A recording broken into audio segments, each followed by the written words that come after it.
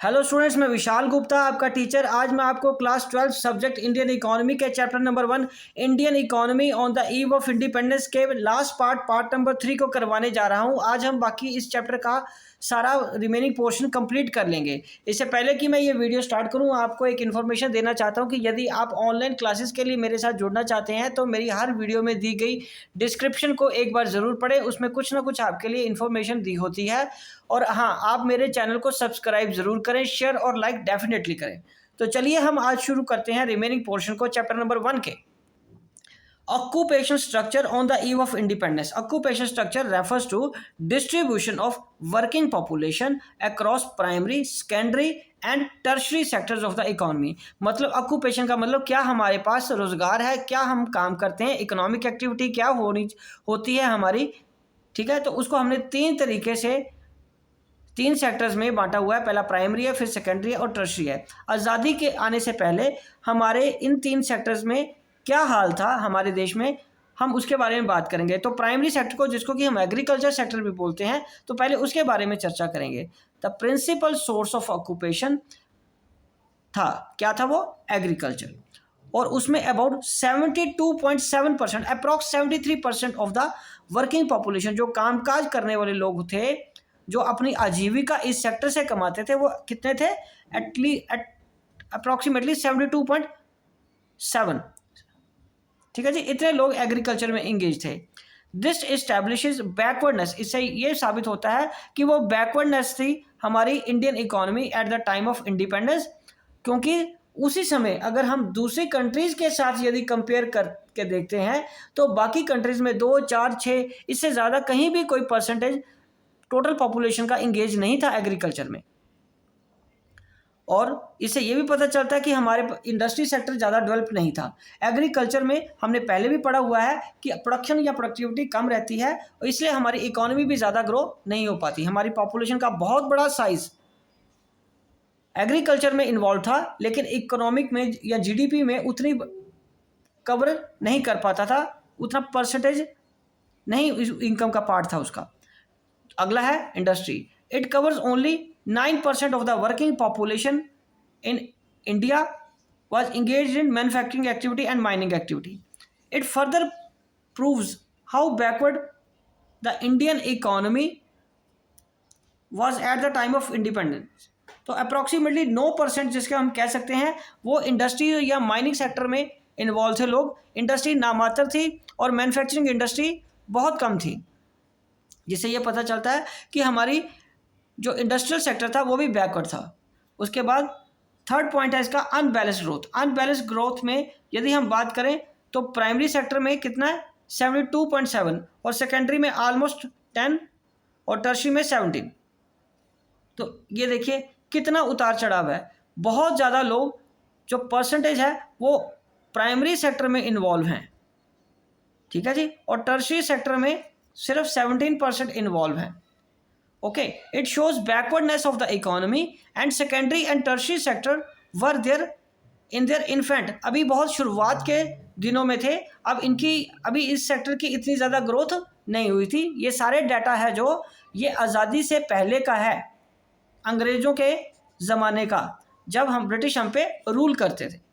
Right students, चलिए अब हम आगे डिस्कस करते हैं infrastructure on the eve of independence. तो इंफ्रास्ट्रक्चर क्या होता है? Infrastructure refers to the element of economic change like means of transport, communication, banking, power and energy.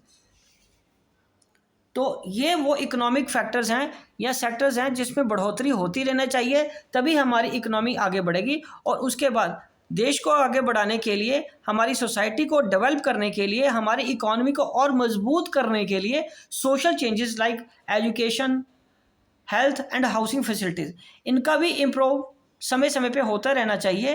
तो ये दोनों फैक्टर इकोनॉमिक और सोशल चेंज मिला के क्या बनता है? Infrastructure on the eve of independence. These are the foundation of growth and development of a country. ठीक है, ये हमारे देश के लिए ग्रोथ और डेवलपमेंट के लिए बहुत ज़रूरी है। यह हमारे देश की, किसी भी देश की, रादर हमारे देश की नहीं, किसी भी देश की नींव रखने के लिए, ये स्ट्रॉन्ग फाउंडेशन के लिए ये बहुत ज़रूरी फैक्टर्स होते हैं। So the state of India's infrastructure on the eve of independence can be described in terms of the following observation. हम नीचे वाले पॉइंट्स में इसको डिस्क्राइब कर सकते हैं. पहला है railways. Railways were developed to transport finished goods from Britain to the interior of the colonial India. Railways British government ने इसलिए इस्टेब्लिश किया या डेवलप किया था ट्रांसपोर्ट का साधन, बिकॉज वो अपनी मिलों में बना हुआ जो तैयार माल है, कपड़े हैं, वो हमारे देश के इंटीरियर में कोने कोने में उसको कॉलोनियल इंडिया बोला जाता था उससे पहले, कि मतलब क्योंकि हम इंडिया जो कंट्री है हमारा, वो ब्रिटिश की कॉलोनी थी ना, तो वो हम कॉलोनियल इंडिया ही हुए. तो वो हमारे गांव में, शहर में, छोटे छोटे कस्बों में अपना तैयार माल कैसे बेचते या बेच पाते, सेंड कर पाते, तो वो उन्होंने इसलिए रेलवेज को ट्रांसपोर्ट के रूप में डेवलप किया. उसके बाद दूसरा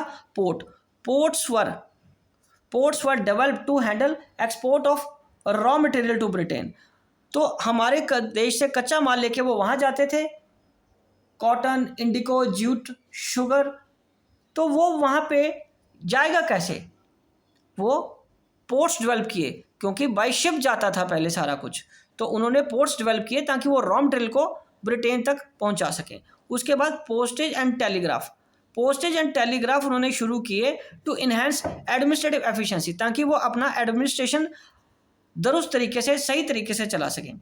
उसके बाद roads were developed to facilitate transportation of raw material from different parts of the country to the ports. Roads were developed to facilitate transportation of raw material. तो शहर से, गांव से रॉ मटेरियल उठाने के लिए डिफरेंट पार्ट से country के पोर्ट्स तक पहुंचाने के लिए, बंदरगाह तक पहुंचाने के लिए सड़कों का निर्माण किया गया, ताकि वो गांव से रॉ मटेरियल को उठा सकें, कॉटन को, इंडिको, ताकि वो आसानी से फिर पोर्ट्स तक पहुंच सकें. ठीक है जी. अब हम आगे डिस्कस करते हैं लास्ट टॉपिक को. Was there any positive impact of the British rule in India? क्या ब्रिटिश रूल के कुछ पॉजिटिव इम्पैक्ट भी रहे हैं? तो सबसे पहले मैं आपको ये बताना चाहता हूँ, हम कभी भी, कोई भी देश किसी का भी जब गुलाम हो, तो किसी को अच्छा नहीं लगता किसी का गुलाम होना. तो कभी भी किसी के, कोई हमारी कंट्री पे राज करे तो उसका पॉजिटिव इफेक्ट क्या हो सकता है? कुछ भी नहीं. लेकिन फिर भी हम इकोनॉमी के पॉइंट ऑफ व्यू से बात करें तो कुछ चीज़ें ऐसी हुई हैं जो ब्लेसिंग इन डिस्गाइज के रूप में हम कह सकते हैं, हमारे लिए कुछ अच्छा हुआ देश के लिए. जैसे पहला है कमर्शियल आउटलुक ऑफ फार्मर्स आई.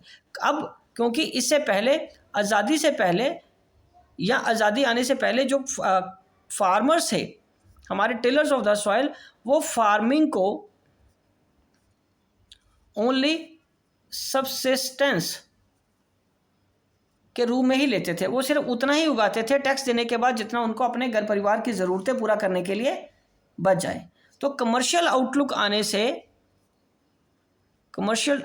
आने से उन्हें ये अंदाज़ा हुआ कि ये एक प्रॉफिट मेकिंग एक्टिविटी है, इससे प्रॉफिट भी अर्न किया जा सकता है. ठीक है जी. इस तरीके से उनका रुझान बदला. अब वो सिर्फ गेहूं या चावल तक सीमित नहीं रहे, वो कॉटन, इंडिगो जैसी चीज़ें उगाने लगे. उसके बाद new opportunities of employment. Roads and railways develop होने की वजह से लोग अब गांव से निकल, छोटे छोटे कस्बों से निकल बड़े बड़े शहरों की तरफ जाने लगे, जिससे कि एम्प्लॉयमेंट की अपॉर्चुनिटीज़ बढ़ने लगी. कंट्रोल ऑफ फेमाइंस का मतलब अकाल पड़ना.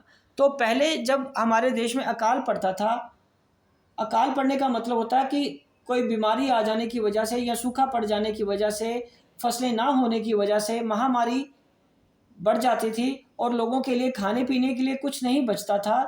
तो उस चीज़ को कंट्रोल करने के लिए सरकार, अब उनके पास साधन थे, रेलवे का नेटवर्क था, रोडवेज था, रोड्स ट्रांसपोर्ट था, जिसकी वजह से वो सामान को इजीली एक जगह से दूसरी जगह पे पहुंचा सकते थे और उससे फेमाइंस को कंट्रोल करने में हेल्प मिली.